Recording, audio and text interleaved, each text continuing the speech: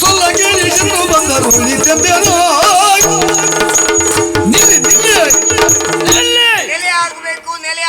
ನೆಲೆ ಆಗಬೇಕು. ನಮ್ಮ ಕೂಡು ಕುಟುಂಬ ಒಟ್ಟಾಗುವುದು ಬಹಳ ಕಷ್ಟ.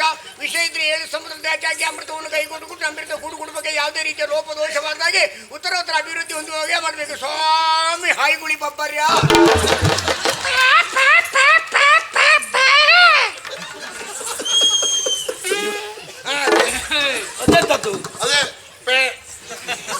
ಅದು ಎಲ್ಲಿಂದಾದ್ರೂ ಹೋಗ್ತದೆ. ಅದಕ್ಕೆ ಅದರದ್ದೇ ಆದ ಸ್ವಾತಂತ್ರ್ಯ ಉಂಟು. ಗಡಿಬಿಡಿ ಯಾಕೆ ಮಾಡ್ತೀವಿ?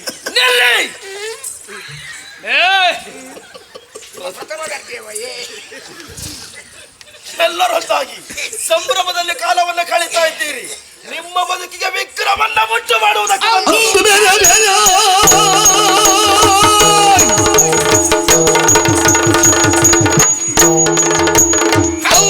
ಬೇರೆ ಪೆಟ್ಟು ತಿಂದು ಓಡಿಪೋದ ಹೇಳಿ ಒಂದು ಗೂಡಿ ಬಂದಿರಲ್ಲ ಚಂದವಾದುದು. ಅತಂತ್ರವೇ ಆಗಿ ಹೋಯ್ತಲ್ಲ ಪಾಪಿ. ನೀನೊಂದು ಸರಿಯಾಗುದೇ ಇಲ್ವಾ? ನಾ ಸರಿ ಇದ್ದ ನೀ ಸರಿ ಆಗುದು ಯಾವಾಗ ನೋಡು. ನೀನನ್ನು ತೆಗೆದ ಮೇಲೆ ಯಾವ್ದಾದ್ರು ಒಳ್ಳೆ ಜ್ಯೋತಿಷ್ಯರ ಹತ್ರ ಕೇಳ್ಕೊ. ಒಂದು ಹೊಂದಾಣಿಕೆ ಮಾಡ್ಕೊಳ್ಳಿ ಯಾರು ಮೊದಲು ಅಂತ. ಹೊಂದಾಣಿಕೆ ಯಾವ ಬರುವುದಿಲ್ಲ. ಅಂದು ಬೇರೆ ಬೇರೆ ಆಗಿ ಬಂದು ನನ್ನಿಂದ ಪೆಟ್ಟು ತಿಂದು ಮಾಡಿ ಹೋದವರು ಇಂದು ಒಟ್ಟಾಗಿ ಬಂದಿರುತ್ತಾದೆ. ಪ್ರಪಂಚದ ಋಣವನ್ನು ಹರಿಸ್ತಾರೆ.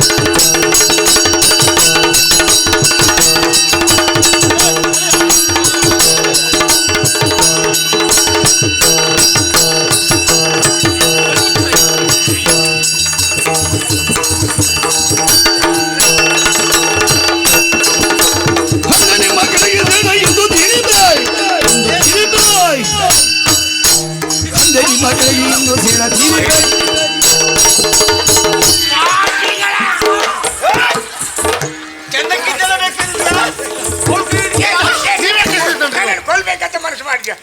ಹೇಳ್ಕೊಂಡ ಮಗ ಹಿಂದು ಮುಂದೆ ನೋಡ್ಬೇಡ. ಒಡಿ ಮಗ ಬಿಡಬೇಡ ಅವನ್ನ.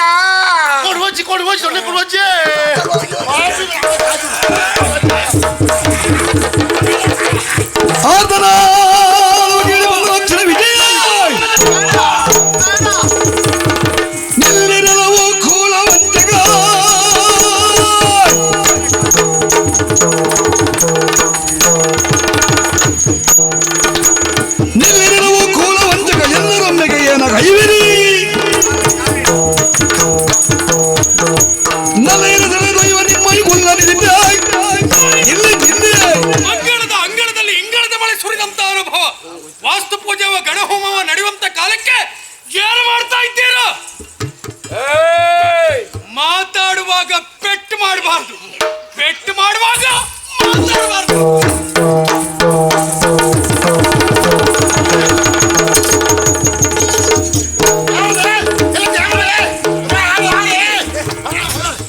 ಅಜರಾಮರವು ಈ ಸ್ನೇಹ ಚಿರನೂತನದ ಈ ಸ್ನೇಹ ಇಲ್ಲಿಲ್ಲ ಭೇದದ ಭಾವ ಎಲ್ಲರನೂ ಕಾವನು ದೇವ. ಅಜರಾಮರವು ಈ ಸ್ನೇಹ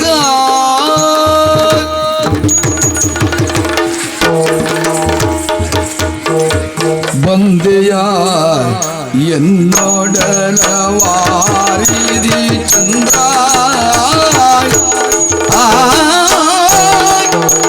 ಬಂದೆಯ ಎನ್ನೋಡಲ ವಾರಿದಿ ಚಂದ್ರ ಮನೆ ಸಕಾಲದಲ್ಲಿ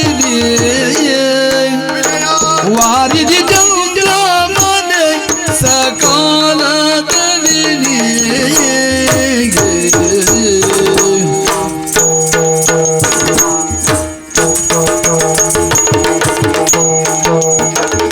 ಇಂದು ಯನಾಗಿ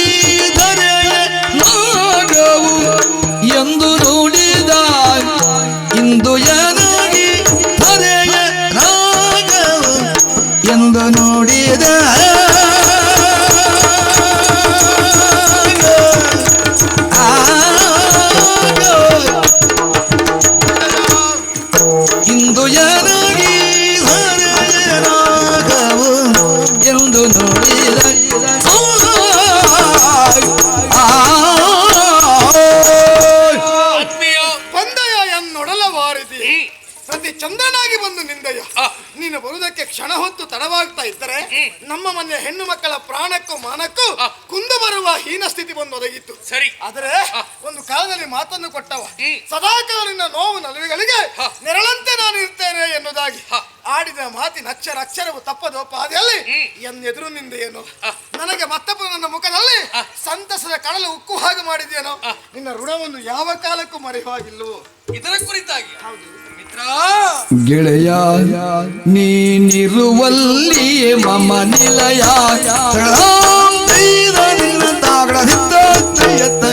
ತತ್ತೊಂದದಿ ಗುತಾದಿ ದಿನ ತದ ಕಡಲಿನದಿ ತತ್ತೊಂದದಿ ಗುತಾದಿ ದಿನ ತದ ಕಡಲಿನದಿ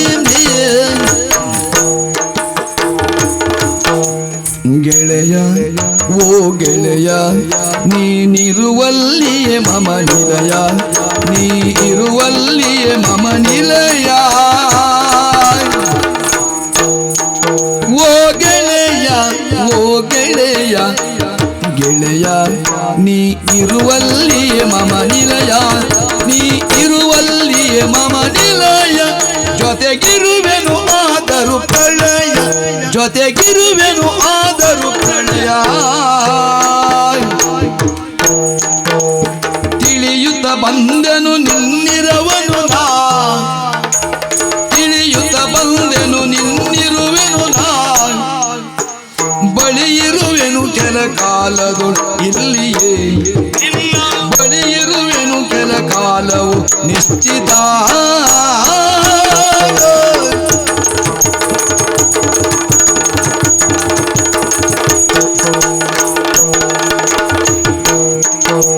ತಿಳಿಯುತ್ತ ಬಂದೆನು ನಿನ್ನಿರವನು, ಬಳಿ ಇರುವೆನು ಕೆಲ ಕಾಲವು ನಿಶ್ಚಿತ. ಬಳಿ ಇರುವೆನು ಕೆಲ ಕಾಲವು ನಿಶ್ಚಿತ. ಗೆಳೆಯ ನೀ ಇರುವಲ್ಲಿಯೇ ಮಮ ನಿಲಯ, ಜೊತೆಗಿರುವೆನು ಆದರೂ ಪ್ರಳಯ. ಓ ಗೆಳೆಯ ಓ ಗೆಳೆಯ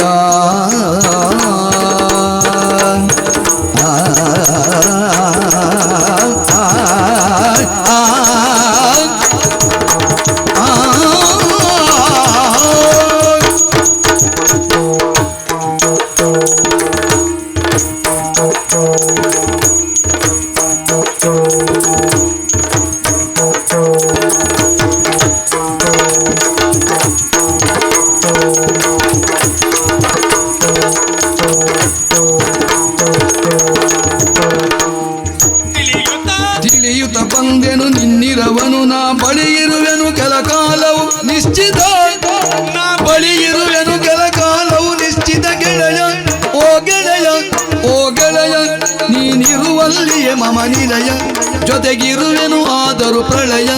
ಓ ಗೆಳೆಯ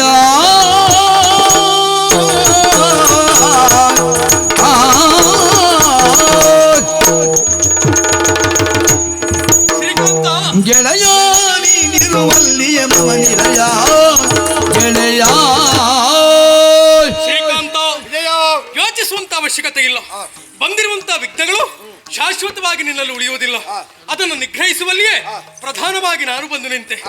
ಏನು ಮಾಡೋಣ ಹೇಳು. ಇವತ್ತಿನ ದಿವಸ ನೀನು ಇಲ್ಲಿಗೆ ಬಂದೆ.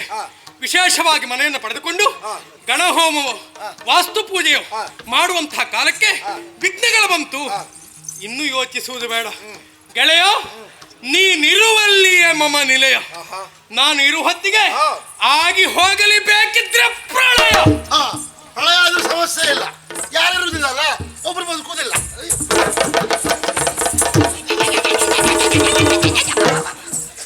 ಹೊಲ್ತೇನೆ ಮುನ್ನಾನ ಒಳ್ಳೆ ಆನೆ ಬೆಳ್ಕೊಂಡಿದ್ದಾನೆ. ಆನೆಗೆ ಉಪದ್ರ ಇರುವೇದೆ. ನಿನ್ನ ಕಳ್ ನನ್ನ ಮಗನೇ, ನಿಮ್ ಕೋಲ ಕಟ್ಟಿಟ್ಕೊಳ್ಳೋದು ನೀವು.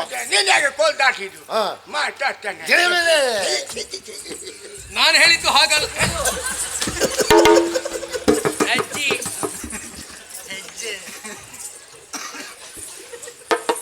ಒಮ್ಮೆಲೆ ಎದೆ ಹಾರಿ ಅಜ್ಜಿ ಅದು ಎಷ್ಟು ಕೊಂಡಿರ್ತೇನೋ ಅಜ್ಜಿ ಅದು. ಕೆಲ ವರ್ಷ ಬೇಕು ನಮಗೆ. ಎಷ್ಟು ಜಾರುವ ಕಾಲದಲ್ಲಿ ನಾನು ಊರಿದ್ದೇನೆ ಅದು ಗೊತ್ತುಂಟ. ಎಷ್ಟು ಬಾರಿ ಅಜ್ಜಿ ಕೆಳಗೆ ಊರಿದ್ದಾರೆ ಗೊತ್ತುಂಟ. ಮತ್ತೆ ನಿಜವಾಗಿ ನೀನ್ ಮುಂದುವರಿಸಿದಮ್ಮ. ನಾನು ಇವನೊಟ್ಟಿಗೆ ಇರುವಂತ ಸಂದರ್ಭ ಬೇಕಿದ್ರೆ ಆಗಿ ಹೋಗಲಿ ಪ್ರಳಯ. ಹಾಗೆ ಹಾಗೆ ಹೌದು. ಇರ್ಲಿ ಈಗ ಯಾರು ಏನಂತ ಗೊತ್ತಾಗಿಲ್ಲ ಮಾವಯ್ಯ, ಯಜಮಾನ್ರೆ. ನನ್ನ ಆತ್ಮೀಯ ವಿಜಯವರ್ಮ ಎನ್ನುವುದಾಗಿ ಹೌದಾ? ನಾವೆಲ್ಲ ಅತ್ಯಂತ ಪ್ರೀತಿಯಿಂದ ಕರೆಯುವುದು ಹ. ವಿಜಯ ಎನ್ನುವುದಾಗಿ ಹ. ಗುರುಮಠದ ಒಡನಾಡಿ ಆಹಾ. ನನ್ನ ನೋವುಗಳಿಗೆ ಸ್ಪಂದಿಸುವ ಗಟ್ಟಿಯಾದ ಜೀವ ಈತ. ಹಾಗಂತ ಇವನ ಕುರಿತಾಗಿ ಒಂದೆರಡು ವಾಕ್ಯದಲ್ಲಿ ಹೇಳಿ ಮುಗಿಸುವುದಕ್ಕೆ ನಮ್ಮೆಲ್ಲರಿಂದಲೂ ಕಷ್ಟ. ದ್ವೇಷದಲ್ಲಿ ಕೆರೆ ನಿಂತಂತಾದ್ರೆ ಇವ ನಾಗರ ಹಾವು. ಇವನ ಮೈತ್ರಿ ನಮಗೆ ಸಿಕ್ಕಿತು ಅಂತಾದ್ರೆ ಅದು ಬಿಡಿಸಲಾರದ ಬಂಧನ. ಸಾಹಸದ ವಿಷಯದಲ್ಲಿ ತೋರುವುದಕ್ಕೆ ಹೊರಟ್ರೆ ಇವ ಸಾಹಸ ಸಿಂಹ. ಇವನ ಒಟ್ಟಿಗೆ ಒಂದು ದಿವಸ ನಾವು ಕಳೆಯೋದಕ್ಕೆ ಅವಕಾಶ ಬಂತು ಅಂತಾದ್ರೆ ಅದು ನಮ್ಮ ಪಾಲಿಗೆ ಹಬ್ಬ. ಮನಸ್ಸು ಮಾಡಿದ್ರೆ ಯಾರಿಗೂ ಎಲ್ಲಿ ಆಗಬಲ್ಲ ಇವ ಯಜಮಾನ. ಇವನ ವ್ಯಕ್ತಿತ್ವ ಏನು ಎಂಬ ಪ್ರಶ್ನೆಗೆ ಲೋಕವೇ ಉತ್ತರ ಕೊಡ್ತದೆ. ಇವ ಕೋಟಿಗೊಬ್ಬ. ಇವನ ಸಂತಸದಲ್ಲಿ ಎಲ್ಲಿಯಾದ್ರೂ ಕಳೆಯುತ್ತಾ ಹೊರಟೆವಂತಾದ್ರೆ ಅದುವೇ ನಮ್ಮ ಪಾಲಿಗೆ ದೀಪಾವಳಿ. ನಾವಿಬ್ಬರು ಒಟ್ಟಾಗಿ ನಿಂತೆವಂತಾದ್ರೆ ದಿಗ್ಗಜರು. ಇವತ್ತು ನಮ್ಮ ಕಷ್ಟಕ್ಕೆ ಬೆನ್ನೆಲುಬಾಗಿ ಬಂದು ನಿಂತವರೇ ನಿಜವಾದ ಆಪ್ತ ಮಿತ್ರ. ಇವ ಊರಿಗೆ ಉಪಕಾರಿಯೇ ಹೌದು, ಜನನಾಯಕನೇ ಹೌದು, ನ್ಯಾಯವನ್ನ ಒದಗಿಸಿ ಕೊಡುವುದರಲ್ಲಿ ಇವನೊಬ್ಬ ಕದಂಬನೇ ಹೌದು. ಬಹಳ ಸಂತೋಷ. ಕಂಡ ತಕ್ಷಣ ಅಷ್ಟು ಅರ್ಥ ಆಗುತ್ತೆ. ಅದು ಅದ್ಯಾವುದು ಮುಖ್ಯ ಅಲ್ಲ. ಇನ್ನೊಂದು ಪ್ರಧಾನವಾದ ವಿಷಯ ಉಂಟು. ಏನು? ನಾವು ಮೂವರು ಒಂದೇ ಗುರುಮಠದಲ್ಲಿ ವಿದ್ಯಾಭ್ಯಾಸ ಮಾಡಿದವರು. ನಮಗೆಲ್ಲರಿಗಿಂತಲೂ ವಿಶೇಷ ಏನು, ಇವ ಮನಃಶಾಸ್ತ್ರಜ್ಞ. ಯಾರ ಮನಸ್ಸಲ್ಲಿ ಯಾವ ಭಾವನೆಗಳು ಹುದುಗಿದೆ ಎಂಬುದನ್ನ ನೋಡಿದ ತಕ್ಷಣ ಹೇಳ್ತಾನೆ. ಹೇಳುವ ಸಾಮರ್ಥ್ಯ ಉಂಟು. ಮಿತ್ರ, ಮನೆಯನ್ನು ನೀನು ಖರೀದಿಸಿದ್ದೇನುವಂತ ವಿಚಾರವನ್ನು ಕೇಳಿದ ಮರುಗಳಿಗೆ ನಿನ್ನನ್ನು ನೋಡಬೇಕೆನ್ನುವಂತ ಉತ್ಸುಕತೆಯಲ್ಲಿ ಓಡೋಡಿ ಬಂದವನ. ನಿಜವಾಗಿ ನೀನು ಪಡೆದಿರುವಂತದ್ದು ನಿಜವಾಗಿ ಯೋಗ್ಯವಾದ ಮನೆಯೇ ಹೌದು. ಬಂದವ ನೀನು ಒಂದು ತಿಂಗಳು ನಮ್ಮೊಟ್ಟಿಗೆ ಇರಬೇಕು. ಎಲ್ಲಿ? ನಮ್ಮೊಟ್ಟಿಗೆ. ನಾನು ಬಂದದ್ದು ಹೌದು, ಆದ್ರೆ ನೀವ್ ಹೇಳಿದಷ್ಟು ದಿವಸ ಎಲ್ಲ ಉಳಿಲಿಕ್ಕಾಗುವುದಿಲ್ಲ. ಬಿಡುವು ಮಾಡಿಕೊಂಡು ಬಂದಿದ್ದೇನೆ. ಒಂದು 10 ದಿವಸದ ಮಟ್ಟಿಗೆ ಇಲ್ಲಿ ಉಳಿದುಕೊಂಡು ಹೋಗೋಣ ಅಂತ. ಎಂತದು ಹೊತ್ತಿನ ಅವನಿಗೆ 10 ದಿವಸ ಬಿಡುವಂತಾದ್ರೆ ಅದೇ ನಮಗೆ ಸೌಭಾಗ್ಯ ಅಲ್ವಾ? ಏನು ಮಾಡೋಣ, ನೀವು 1 ತಿಂಗಳು ಉಳಿಯಿರಿ ಅಂತ ಹೇಳ್ತಾ ಇದ್ದೀನಿ, ಆದ್ರೆ ನಾನು 10 ದಿವಸ ಉಳಿಯೋಣ ಅಂತ ನಾನು ಇಲ್ಲಿ ಹೇಳ್ತಾ ಇರೋದು. ಆದ್ರೆ ಊರ ಸಮಸ್ಯೆ ಪರಿಹಾರ ಮಾಡುವವರು ಯಾರು ಗೊತ್ತಾಗ್ಲಿಲ್ಲ ನಿಮ್ಗೆ? ಅಯ್ಯೋ, ಇವ ಬಂದವ ಯಾರೋ ಅಪರಿಚಿತ, 10 ದಿವಸ ಉಳಿತಾನೆ ಅಂತ ಹೇಳ್ತಾ ಇದ್ದಾನೆ. ಮನೇಲೆಲ್ಲ ಹೆಣ್ಮಕ್ಳಿದ್ದಾರೆ, ಮುಂದೆ ಏನು ಗತಿ ಅಂತ ಅವರಲ್ಲಿ ಮಾತಾಡ್ತಾ ಇದ್ದಾರೆ. ಅಲ್ಲ, ಅವ್ರ ಮನಸ್ಸಲ್ಲಿ ಅಂದ್ಕೊಂಡು ನಿಮ್ಗೆ ಗೊತ್ತಾಯ್ತಾ? ಹೌದು, ಮನೋಶಾಸ್ತ್ರಜ್ಞ ಅಂತ ಹೇಳಿದ್ರು. ಮತ್ತೆ ಅವರೆಲ್ಲ ಹಾಗೆ ಹೇಳಿ ಸಾಧ್ಯನೇ ಇಲ್ಲ. ಯಾರು? ಇವ್ರು ನೋಡಿದ ತಕ್ಷಣ ಕದಂಬ ಜನನಾಯಕರು ಹೇಳಿದ್ದಾರೆ. ಅವ್ರು ಎಂತ ಹೇಳ್ತಾರೆ? ಕದಂಬ ಜನನಾಯಕ ಅಂದಾಗ ನನಗೆ ಗುಣಪಾಲ್ ಕದಂಬ ಅಂತ ಹೇಳಿದಾಗ ಅದಲ್ಲ, ಈಗ ಎಲ್ಲರ ಮನಸ್ಸಲ್ಲಿ ಅಂತ ಹೇಳ್ತೀರಾ ನೀವು? ಅವರು ಅದನ್ನೇ ಅಲ್ವಾ ಹೇಳ್ಕೊಂಡದ್ದು. ಹಾಗಾದ್ರೆ ಅಜ್ಜಿ ಮನಸ್ಸಲ್ಲಿ ಎಂತ ಉಂಟು ಅಂತ ಹೇಳಿ ನೋಡು. ಹಾಗಿದ್ರೆ ಅಜ್ಜಿ ಮನಸ್ಸಲ್ಲಿ ಏನು ಉಂಟು ಅನ್ನೋದನ್ನ ನಾನು ಅಜ್ಜಿಯಲ್ಲೇ ಹೇಳ್ತೇನೆ, ಬಿಟ್ರೆ ನಿನ್ನಲ್ಲೇ ಹೇಳುದಿಲ್ಲ. ಓ, ಮತ್ತೆ ಬುದ್ಧಿವಂತರು ನೀವು. ಮತ್ತೊಂದು ವಿಷಯ ಏನು? ಆತ್ಮೀಯ ಅಲ್ವೇನೋ, ಇವನ್ ಮನಸ್ಸಲ್ಲಿ ಏನುಂಟು? ಇವನ್ ಮನಸ್ಸಲ್ಲ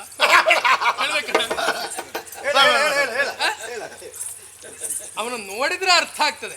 ಒಟ್ಟಾರೆಯಾಗಿ ತಿರುಗಾಟ ಮಾಡುವವಲ್ಲ, ತಿರುಗಾಟದ ಅವಧಿಯಲ್ಲಿ ಅವನಿಗೆ ಏನು ಬೇಕು ಅದನ್ನು ಪಡೆದುಕೊಳ್ಳುವಲ್ಲಿ ಯಶಸ್ಸಲ್ಲಿದ್ದಾನೆ ಅನ್ನೋದು ಅರ್ಥ ಆಗ್ತದೆ. ಯಾರು ಕೊಡುವವರು ಇಲ್ಲ ಇರಲಿಲ್ಲ, ತಲುಪಿಸಲಿದ್ದೇವೆ ನಾವು. ಅಲ್ಲೊಬ್ರಿಗೆ ಕೈ ತೋರಿಸ್ತಾ ಉಂಟು. ಹಾಗೆ ಎಲ್ಲ ಒಟ್ಟಾಗಿ ನಾವಿರ್ತೇವೆ, ನೀವು ಯಾವಾಗ ಹೋಗ್ತೀವಿ? ನಾವೆಲ್ಲಿಗೆ ಹೋಗುವುದು? ನೀನು ಮನೆ ಯಜಮಾನ ಮಹಾರಾಯ ನಾನು. ಮನೆ ಯಜಮಾನ ಹಣದ ಕೊಟ್ಟು ಹಿರಿ ಮನಸ್ಸಲ್ಲಿ ನೀವು ನಾನಲ್ವಾ? ಎಲ್ಲರೂ ಇರ್ಬೇಕು ಅಂತಾದ್ರೆ ಏನ್ ಮಾಡ್ಬೇಕು ಹೇಳಿ? ನನ್ನ ಒಂದು ಮಾತನ್ನು ಕೇಳಬೇಕು. ನೀವ್ ಹೇಳಿ. ತೆಂಕಣದಿಗೋ ಜನಿದುದಿಗ ಮೇಲಂಕಣವನಿ ವ್ಯನಿತು ಮಾತ್ರಕು ಅಂಕೆ ಮೀರುತ ಪೊಗುವುದನುಚಿತ. ಅಂಕೆ ಮೀರುತ ಪೊಗುವುದನುಚಿತ. ಘೋರ ದುರಿತಗಳು ಶಂಕೆಯಿಲ್ಲದೆ ಬಗವು ವಿಘ್ನ ಪರಂಪರೆಗಳದಕ್ಕಾಗಿ ನುಡಿಯುವೆ. ಅದಕ್ಕಾಗಿ ನುಡಿಯುವೆ ಶಂಕರನ ಪದದಾಣೆ. ಶಂಕರನ ಪದದಾಣೆ ನುಡಿಯುವೆ ಎಚ್ಚರವೋ ನಿಮಗಿದುವೆ. ಆ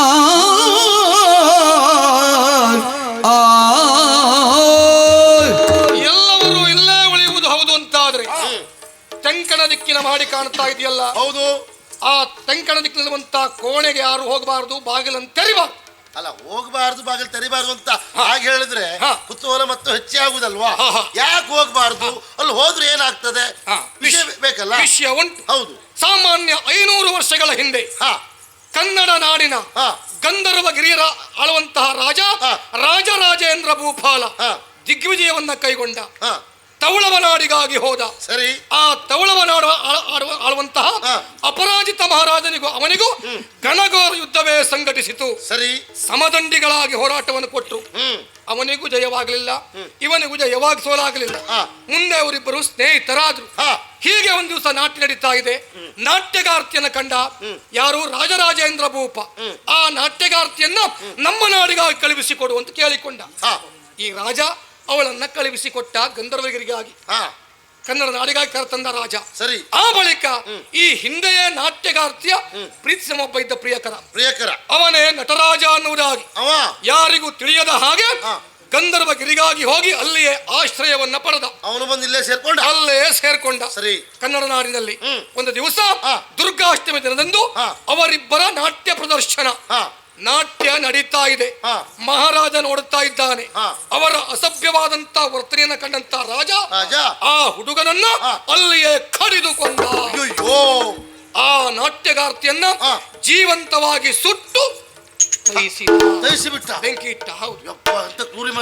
ಹೌದು. ಆಮೇಲೆ ಆ ಬಳಿಕ ಅವಳು ಸತ್ತರೂ ಕೂಡ ಮತ್ತೆ ಪ್ರೇತಾತ್ಮವಾಗಿ ಬಂದು ಈ ಮಹಾರಾಜನನ್ನ ಕಾಡುವುದಕ್ಕೆ ಶುರು ಮಾಡಿಕೊಂಡ್ಲು. ಆವಾಗ ಇಬ್ಬರು ಸ್ನೇಹಿತರೊಂದಾಗಿ ಕೇರಳಕ್ಕಾಗಿ ಹೋಗಿ ಮಂತ್ರವಾದಿಯನ್ನು ಕರೆತಂದು ಆ ಪ್ರೇತಾತ್ಮವನ್ನ ಕಾಣುವಂತ ತಂಕಲ ದಿಕ್ಕಿರುವಂತ ಕೋಣೆಯಲ್ಲಿ ದಿಗ್ಬಂಧನ ಮಾಡಿಟ್ಟಿದ್ದಾರೆ. ಆ ಕಾರಣಕ್ಕಾಗಿ ಅಲ್ಲಿಗೆ ಯಾರು ಹೋಗಬಾರದು, ಬಾಗಿಲಂತೆ ತೆರಿಬಾರದು. ಇದು ಶಿವನಾಣೆ ಮಾಡಿ ಹೇಳ್ತಾ ಇದ್ದೇನೆ. ಹೌದೌದು. ಅಲ್ಲ, ಆ ಕೋಣೆಯಲ್ಲಿ ಬಂಧಿಸಿಟ್ಟಂತ ಮೂರ್ಖ ಪಂಡಿತನಾದ್ರು ಯಾರು? ಅವ ಗುಂಡಪ್ಪ ಮೊಯ್ಲಿ. ನನಗಂತೂ ಗೊತ್ತಿಲ್ಲ.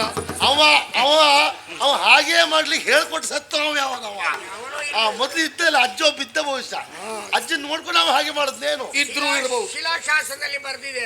ಅವನ ಅಜ್ಜ ಯಾರನ್ನು ತೊಳ್ಕೊಳ್ತೆ. ಹಾಗಾಗಿ ಯಾರು ನನ್ನ ಮಾತನ್ನು ಮೀರ್ಲಿಕ್ಕಿಲ್ಲ. ಸರಿ ಮಾವ, ಯಾರು ಮೀರುವುದಿಲ್ಲ. ಕಥೆ ಹೇಳುವ ಕಾಲಕ್ಕೆ ನಾಟ್ಯಗಾತಿ ಅಷ್ಟೇ ಹೇಳಿದ್ದೆ. ನಾಟ್ಯಗಾತಿ ಯಾರವಳು? ಅವಳ ಹೆಸರು ಅವಳೇ ನಾಗವಲ್ಲ.